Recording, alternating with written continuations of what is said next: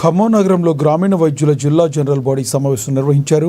Seasonal వ్యాధులపై గ్రామాల్లో ప్రజలను అవగాహన కల్పిస్తున్న గ్రామీణ వైద్యులపై దాడులు జరగడం బాధాకరమని గ్రామీణ వైద్యుల సంక్షేమ సంఘం జిల్లా అధ్యక్షులు పిట్టల నాగేశ్వరరావు అన్నారు.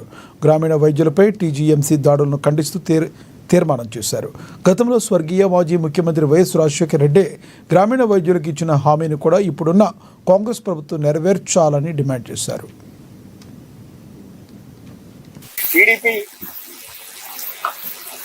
కాంగ్రెస్, టీఆర్ఎస్ ఈ మూడు పార్టీ నాయకులను అందరినీ పిలిచి ఈరోజు సమావేశం ఏర్పాటు చేయడం జరిగింది. దీంట్లో ఈ మహాసభ తీర్మానాలు 9 తీర్మానాలు ఆమోదించినాయి. ప్రతిపక్షాలు, వామపక్షాలు అన్ని ఈ తీర్మానాన్ని ఆమోదించినాయి. మేము అండగా ఉంటామని హామీ ఇచ్చారు.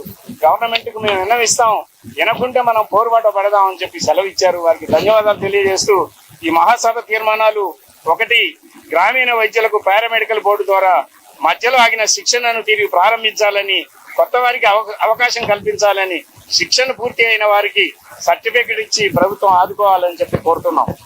2వది, గ్రామీణ వైద్యులకు శిక్షణ నిర్వహించడానికి ప్రభుత్వం వెంటనే బడ్జెట్ విడుదల చేయాలి.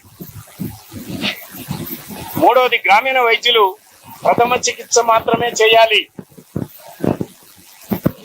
4వది, గ్రామీణ వైద్యుల సంక్షేమ సంఘం